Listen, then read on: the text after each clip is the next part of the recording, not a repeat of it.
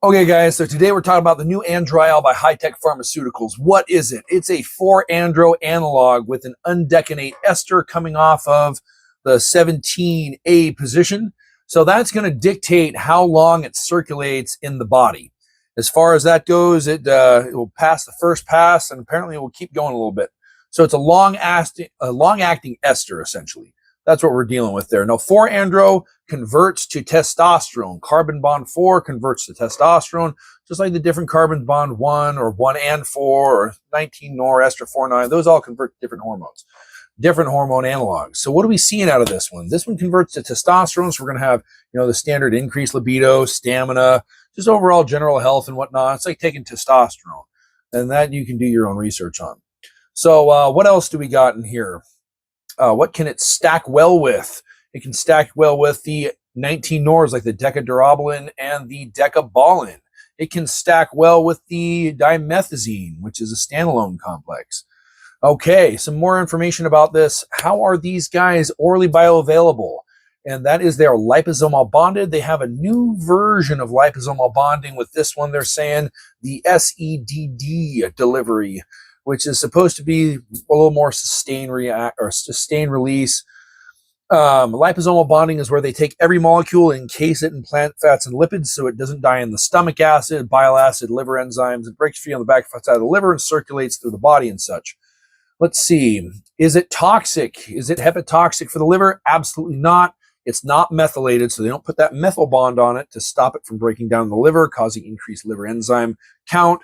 So they're just basically taking the normal hormone, and without that methylation bond on it, they just encase it in plant fats and lipids, so it just slips through the liver and whatnot, undetected by the liver, and does its thing. Super, super handy. Okay, how long can you take this stuff? They're saying you can take it for long periods of time, and individuals could probably use it for long periods of time. There is going to be some videos coming up about cycling and how to come post-cycle and all that. We'll be discussing those type of things. But for the most part, if this is like an oral TRT type of situation, it would be effective for that. Let's go see here. There is going to be some charts you're going to be seeing down here below popping up, which discuss the cascade of how hormones come to be. So where does this stuff come from? Usually it's going to be coming from either a wild yam root or a pine pollen or or what else is there? Or even soy sometimes. So these are going to be the DHEA analogs. And the other thing is, how are they legal? HR 4771, the Anabolic Steroid Control Act of 2014, signed into law by President Obama, states that anything on the DHEA analog is not to be considered an anabolic steroid and is exempted from being considered an anabolic steroid.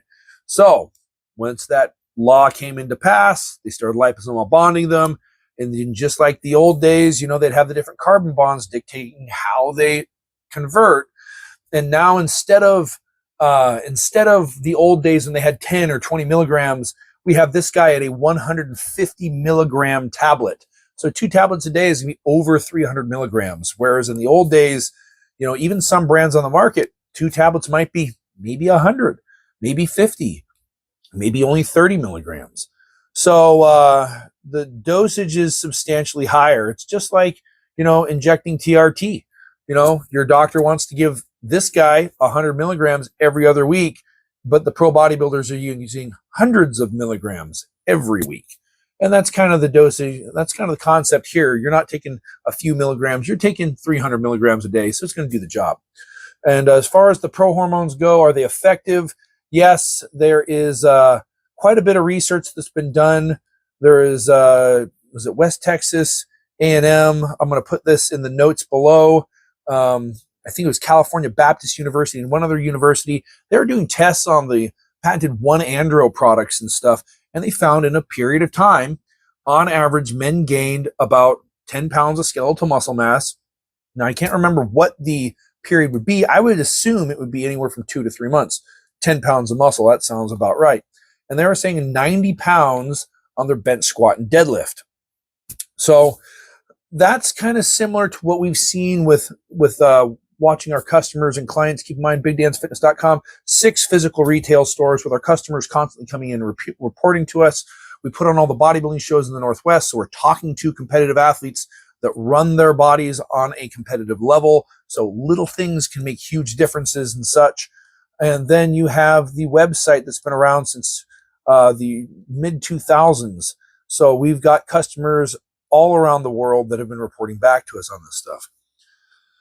So, yeah, anything on a DHEA analog is going to be exempted from being called a steroid by law. So they're able to maximize delivery and efficiency. I think it's liposomal bonding is supposed to say it's a 95% delivery to the bloodstream. So that's pretty cool.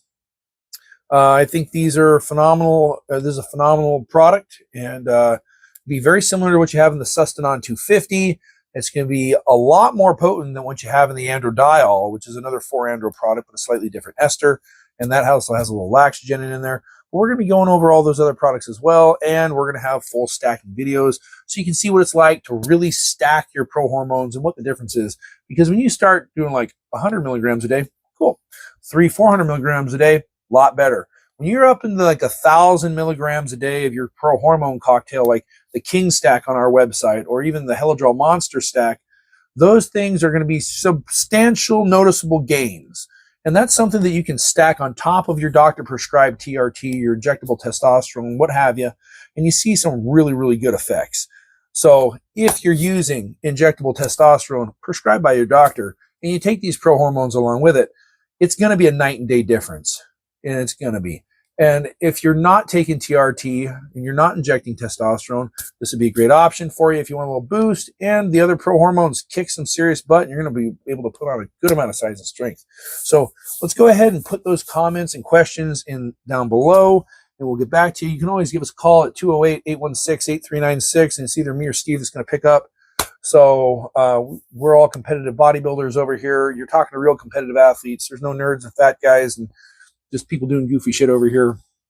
We got people shooting for their pro cards that have been doing this for a long time, and most of us are bodybuilding coaches. So BigDansFitness.com coming at you. We will talk to you soon.